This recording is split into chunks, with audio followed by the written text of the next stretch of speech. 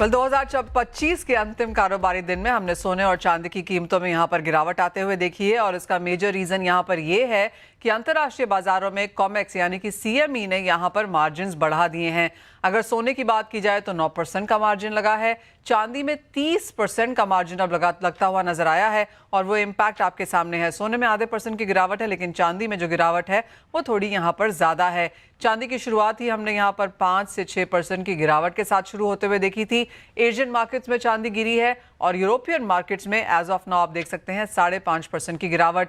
चांदी ने इस साल में हमें ऑल टाइम हाई बना के दिया है 2,54,000 रुपए का और 2,37,000 के आसपास में फिलहाल यहां पर कारोबार होता हुआ। अंतर्राष्ट्रीय बाजारों की अगर बात की जाए तो चांदी का इस साल का ऑल टाइम हाई $83 अनाउंस का है। वहां से करीब करीब $10 तक की मुनाफा वसूली पिछले 24 घंटे में यहां पर आती हुई नजर आई है और 6% की गिरावट के साथ फिलहाल यहां पर चांदी अंतर्राष्ट्रीय बाजारों में कारोबार करती हुई दिखी है।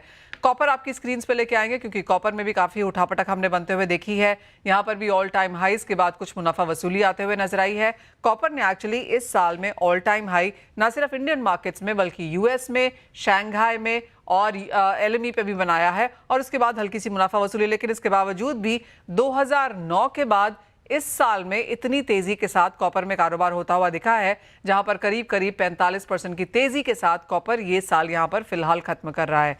एनर्जी मार्केट्स की बात करें और वो भी चार्ट्स आपकी स्क्रीन पे लेके आएंगे क्योंकि क्रूड ऑयल प्राइसेस के लिए इस साल की जो गिरावट है वो 5 साल में सबसे ज्यादा बड़ी है।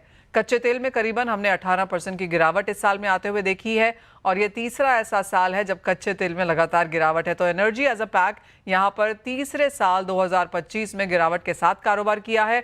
बाजार का मानना है कि अगले साल में भी यहां पर फर्स्ट हाफ थोड़ी सी मंदी वाला रह सकता है, लेकिन बाय द टाइम हम सेकंड हाफ में पहुंचेंगे 2026 में कुछ बहुत सपोर्ट यहां पर फिर से बनता हुआ नजर आएगा। लेकिन मेटल्स में सिर्फ कॉपर ही नहीं, जहां तक एल्यूमिनियम है, जिंक है, सभी तरफ हमने यहां पर बढ़त आते हुए देखी है। एल्यूमिनियम करीब करीब 3 साल के हाइस पर कारोबार कर रहा है। 17% की तेजी यहां पर एल्यूमिनियम में इस साल में देखने को मिली है और जहां तक जिंक की बात है 1 साल के हाइस के आसपास जिंक में भी कारोबार है और करीबन 5% की बढ़त हमने यहां पर जिंक में आते हुए देखी है। आयरन और आपकी स्क्रीन पे है 3% की बढ़त है। स्टील ऑफकोर्स एक ऐसी कमोडिटी है जहां पर 2025 में हमने अक्टूबर में 5 साल के लोज बनते हुए देखे थे, वहां से अच्छा खासी तेजी यहां पर बनते हुए नजर आई है। और जिस तरह की आज खबर रही कि स्टील में भारतीय सरकार ने यहां पर सेफ गार्ड ड्यूटी लगाई है अगले 3 सालों के लिए, उसका फायदा भी आज स्पेशली भारतीय बाजारों में हमने यहां पर स्टील में आता हुआ देखा। एग्री कमोडिटीज आपकी स्क्रीन पे लेके आएंगे क्योंकि यहां पर भी अच्छे खासे मूव्स बनते हुए नजर आए हैं। तो अगर चावल और गेहूं की बात की जाए तो ये साल गिरावट वाला रहा। चावल स्पेशली यहां पर 8 साल के लोज पर अंतर्राष्ट्रीय बाजारों में कारोबार कर रहा है। अंतर्राष्ट्रीय बाजारों में चावल में करीब करीब 30% तक की गिरावट हमने यहां पर बनते हुए देखी। गंगानगर कमोडिटी के एवीपी अमित खरे अब हमारे साथ हैं। अमित नमस्कार। और किस तरह से आप यहां पर प्राइसेस बनता हुआ देखते हैं स्पेशली चांदी के लिहाज से? ओके, अमित हमारे साथ जुड़े नहीं है, लेकिन आपको इसी बीच सुना दें कि हिंदुस्तान कॉपर के सीएमडी संजीव कुमार सिंह ने हमसे एक्सक्लूसिव बातचीत में कॉपर की बढ़ती कीमतों के पीछे क्या रीजन बताए हैं, क्या प्लान्स हैं कंपनी के और 2026 में किस तरह के मूव्स रह सकते हैं। आइए सुनते हैं। सप्लाई डिमांड का मिसमैच है। शुरुआत हुई हमारी माइंस में जो इश्यूज हैं, दुनिया की जो 3 बड़ी माइंस हैं, आपने सुना ही होगा। इंडोनेशिया की माइन है, उसमें प्रॉब्लम आया। चिली की जो जिससे कोडेल्को जिसके साथ हमारा एमओयू, उनकी एक माइन है एल्टरनेटिव में, वहां पे कुछ समस्याएं आई। तो ये 2-3 बड़ी माइंस हैं और सबसे बड़ी चीज है डीआरसी कॉन्गो जो काफी कॉपर सप्लाई करता है, वहां पे मई के महीने में बाढ़ आ गई माइन में, तो वो माइन डूब गई, जबकि उस माइन का कॉपर का ग्रेड 6 से 7% है। तो आप समझ रहे हैं ये जो 3 बेहतरीन माइंस थी जहां से काफी कॉपर आता था मार्केट को, वहां पे सप्लाई डिसरप्शन हो गया, नंबर 1। और नंबर 2 डेफिनेटली जो आपने कहा ना, आज से 1 साल पहले तो एआई नहीं था ना, आपकी जानकारी में तो नहीं था डेटा सेंटर। आज से 10 साल पहले ईवी आपकी जानकारी में नहीं था। तो आप देखें ईवी ने जो बढ़ाया और डेटा सेंटर्स जो हमारे हैं जिसमें एआई वाले, आप सुने ही गूगल वाइजैक में एक डेटा सेंटर बना रहे जिसमें 65,500 टन से कम कॉपर लगेगा। माइक्रोसॉफ्ट का आपने डिटेल सुन ही लिया। आपने अभी 4-5 दिन पहले चाइना का वर्जन सुना ही होगा कि अपने पावर ग्रिड को अपग्रेड कर रहे हैं।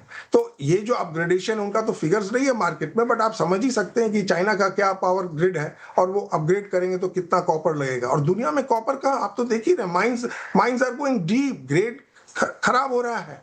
बड़ी-बड़ी कंपनियों के पास रिजर्व्स भी नहीं है, नए कोई पिछले 8-10 सालों में अगर आप देखें तो कोई दुनिया की बहुत बड़ी डिपॉजिट नहीं आई। हमारे खुद के देश में कोई हमने बहुत बड़ी डिपॉजिट को डिस्कवर नहीं किया। तो कंस्ट्रेंट्स तो सप्लाई साइड में हैं ही और एआई एक नया कंज्यूमर बन गया सबसे बड़ा। तो कॉपर का प्राइस तो निश्चित है टाइट रहना चाहिए। ऑलराइट, तो ये कॉपर पेसेंस है जहां पर इस साल में हमने रिकॉर्ड हाइज बनते हुए देखे हैं और जैसे मैंने कहा 45% की बढ़त इस साल में रही है और वो हिंदुस्तान कॉपर के सीएमडी का बयान कि आगे जाकर और तेजी की उम्मीद है। वहीं इसी के साथ एक ब्रेक के लिए भी रुकेंगे। जब लौटेंगे तो गंगानगर कमोडिटी के एवीपी अमित खरे जुड़ेंगे हमारे साथ। गंगानगर कमोडिटीज के अमित खरे हमारे साथ हैं। अमित नमस्कार। सबसे पहले चांदी पर ही चर्चा करना चाहेंगे। जिस तरह से सीएमई का मार्जिन हाइक हुआ है, मुनाफा वसूली उस वजह से यहाँ पर आई है, लेकिन जिस तरह से 10 से 12% की मूवमेंट हर दिन साल के आखिरी दिन भी देखने को मिल रही है, क्या लगता है आपको 1 जनवरी कैसी रहेगी? नमस्कार मनीषा जी, बिल्कुल बहुत ही बढ़िया रिटर्न सोने और चांदी ने इस साल जो है निवेशकों को और ट्रेडर्स को दिए हैं और ऐसा लाइफ में पहली बार हुआ है कि इतना बड़ा मोमेंटम अपसाइड के लिए सोने चांदी में मिला है। ओवरऑल ट्रेंड तो पॉजिटिव है, बट अभी शॉर्ट टर्म के लिहाज से 5-10 दिन के लिहाज से देखें तो एक मुनाफा वसूली चार्ट पे जरूर नजर आ रही है। तो अगर हम बड़ा ब्रॉडर आउटलुक लेके चले तो चांदी में मेरे को लग रहा है 2 लाख रुपए से लेके 3,40,000 रुपए की रेंज जो है अगले साल के लिए हो सकती है। वहीं पे सोने की अगर हम बात करें तो 1,20,000 से लेके 1,80,000 रुपए तक की रेंज सोने की हो सकती है। तो जो लोग बड़े प्लेयर हैं, निवेशक हैं, बड़े ट्रेडर हैं, उनको लोअर रेंज के आसपास कहीं ना कहीं खरीदारी के मौके अपनाने चाहिए। बट जो शॉर्ट टाइम के प्लेयर हैं उनको शॉर्ट टर्म में 1 से 2 दिनों के लिहाज से बिकवाली का ट्रेड लेके चलना चाहिए। अगर ट्रेडिंग कॉल की मैं बात करूं मनीषा जी तो मिनी लॉट के मैंने ट्रेड बनाए क्योंकि मोमेंटम इन दिनों काफी बड़ा है। गोल्ड मिनी फरवरी वायदा बिकवाली करनी है 1,36,400 रुपए के आसपास, टारगेट रखना है 1,32,500 का। वहीं पे स्टॉप लॉस है 1,37,600 रुपए का। सिल्वर मिनी की अगर हम बात करें तो फरवरी वायदा सिल्वर मिनी बिकवाली करनी है 2,41,000 के आसपास, टारगेट रखना है 2,26,000 रुपए का और इसका जो स्टॉप लॉस है वो 2,47,000 रुपए का रहेगा। ओवरऑल अभी शॉर्ट टर्म के लिहाज से मनीषा जी थोड़ा सा प्रॉफिट बुकिंग मेरे को चार्ट पे नजर आ रही है जी। कॉपर पे क्या करने की राय है? कुछ मुनाफा वसूली यहाँ पर है, लेकिन ऑल टाइम हाइज हमने इस साल बनते हुए देखे हैं। एक और ऐसा कमोडिटी जहां पर अच्छी खासी बढ़त के साथ ये साल खत्म होता हुआ। कॉपर ने भी बहुत ही बेहतरीन रिटर्न जो है ट्रेडर्स को दिए हैं। कॉपर का स्ट्रक्चर अभी भी ओवरऑल पॉजिटिव ही नजर आ रहा है। देखा जाए तो इसकी जो फ्रेश खरीदारी के लेवल मेरे को 2 से 4 ट्रेडिंग सेशन के नजर आते हैं, वो 1270 से लेके 1250 जनवरी वायदा फ्रेश एंट्री है, खरीदारी करनी है। ऊपर में 1350 के टारगेट रखने हैं और नीचे में 1240 रुपए का स्टॉप लॉस है। ओवरऑल देखा जाए मनीषा जी तो नेक्स्ट ईयर मेरे को लग रहा है कॉपर 1800 के आसपास के भाव भी टेस्ट कर सकता है। ओह वाह, 1280 फिलहाल और 1800 तक की प्रोबेबिलिटी अगले साल के लिए भी। तो इसका मतलब है कि 14-15 हजार डॉलर प्रति टन की एक्सपेक्टेशन अगले साल में रखी जा सकती है कॉपर में, अंतर्राष्ट्रीय बाजारों में, एलएमई पर। वहां पर अमित, एल्यूमिनियम और जिंक की अगर बात करें तो एल्यूमिनियम 3 साल के हाईज के आसपास, जिंक में इनिशियली हमने 1 साल का हाई बनता हुआ देखा था। अगर इस साल की अब तक की बात की जाए तो अच्छे खासे गेंस के साथ कारोबार, यहाँ पर क्या करने की राय? एल्यूमिनियम का चार्ट कंपैरिजन टू जिंक काफी स्ट्रॉन्ग अभी एट प्रेजेंट दिखाई दे रहा है। तो 296-294 की रेंज में जनवरी वायदा एल्यूमिनियम में फ्रेश खरीदारी ट्रेडर्स कर सकते हैं। 302 रुपए का टारगेट लगाना है और 292 रुपीज के स्टॉप लॉस है। अब जिंक की बात करें तो 305 रुपए के आसपास जनवरी वायदा जिंक में भी फ्रेश खरीदारी की जा सकती है। 312 रुपए का टारगेट रखना है और 302 रुपए का स्टॉप लॉस है। 2 से 4 ट्रेडिंग सेशन का ये ट्रेड रहेगा मनीषा जी। साथ ही साथ क्रूड ऑयल प्राइसेस आपकी स्क्रीन पे लेके आएंगे और आज ऑफ कोर्स हल्की सी बढ़त देखने को मिली है अमित, लेकिन ये ऐसा साल है जहां पर 18% की गिरावट के साथ कारोबार है। बिल्कुल, कमोडिटी में देखा जाए तो एमसीएक्स में स्पेशली तो क्रूड ऑयल ही अभी सबसे नेगेटिव रिटर्न देने वाला आइटम है। अभी इसका चार्ट शॉर्ट टर्म के लिहाज से नेगेटिव ही दिखाई दे रहा है। अभी भाव देखा जाए तो 5250 के आसपास चल रहा है।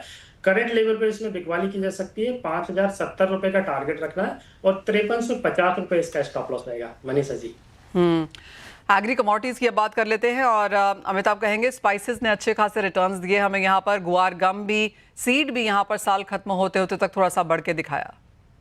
बिल्कुल मनीषा जी, अभी रिसेंट का अगर हम 1 से 1.5 महीने की बात करें तो पूरे एनसीडीएक्स ने बहुत ही अच्छा मोमेंटम अपसाइड का जो है दिया है। जो निराशा बनी हुई थी ग्वार पैक्ट से वो भी देखिए 4500 रुपए का ग्वार अभी 6000 के ऊपर कारोबार कर रहा है। वहीं पे 8500 रुपए का गम अभी 11600 के ऊपर कारोबार कर रहा है।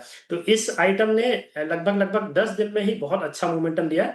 ओवरऑल स्ट्रक्चर सभी एनसीडीएक्स कमोडिटी का पॉजिटिव नजर आ रहा है। तो 2026 भी मेरे को लग रहा है एग्री कमोडिटी के लिए काफी बेहतरीन होने वाला है। अब ट्रेडिंग लेवल्स की अगर हम बात करें तो जीरा जनवरी वायदा 22,200 के करीब कारोबार कर रहा है। करंट भाव पे इसमें फ्रेश खरीदारी की जा सकती है। 23,500 रुपए का टारगेट रखना है और नीचे में 21,500 इसका स्टॉप लॉस रहेगा। वहीं पे हल्दी की अगर हम बात करें तो हल्दी का चार्ट काफी स्ट्रॉन्ग नजर आ रहा है। नए लाइफ टाइम हाई जो कि 20,000 और 21,000 के हैं, ये इसमें टेस्ट जल्दी करने चाहिए। अभी 17,300 का भाव है, तो 17,000 के आसपास कहीं पे भी इसमें खरीदारी की जा सकती है। 16,000 के नीचे का स्टॉप लॉस लगाना है। थोड़ा सा शॉर्ट टर्म का टारगेट मैं दे रहा हूँ 20,000 से 21,000 रुपए का रहेगा। ग्वारगम की अगर हम बात करें तो ग्वार सीड मेरे को लग रहा है जनवरी वायदा 6,000 के आसपास कहीं पे भी खरीदारी की जा सकती है। 5800 रुपए का टारगेट रखना है और ऊपर में 6400 का 5800 रुपए का स्टॉप लॉस रखना है और ऊपर में 6400 का टारगेट है। ग्वारगम की बात करें तो 11,600 का भाव है। मौजूदा स्तर पर खरीदारी करनी है। 11,100 रुपए के नीचे का स्टॉप लॉस लगाकर ऊपर में 12,500 तक के टारगेट ग्वारगम में भी देखने को मिल सकते हैं। मनीषा जी, ऑल राइट, तो खरीदारी की राय यहाँ पर ना सिर्फ नॉन एग्री में बल्कि एग्री कमोडिटीज में भी आती हुई। अमित, बहुत शुक्रिया साथ जुड़ने के लिए। और आपको बता दें जो कमोडिटीज इस साल में बहुत बेहतर नहीं करी हैं वो एक तो कॉटन है जहां पर गिरावट के साथ कारोबार है। रबर में हम नेगेटिव काम करते हुए नजर आए हैं। चीनी 8 साल के लोज पर काम करती हुई दिखी है। तो कुछ एक एग्रीकल्चर कमोडिटीज हैं जैसे कि आप अपनी स्क्रीन पर देख सकते हैं। ग्रेन्स में गेहूं चावल में गिरावट देखने को मिली। चीनी कॉटन रबर यहाँ पर भी कोई बहुत ज्यादा बढ़त देखने को नहीं मिली। लेकिन जैसे अमित ने हमें बताया जिन कमोडिटीज में तेजी देखने को मिली वो है ग्वार पैक।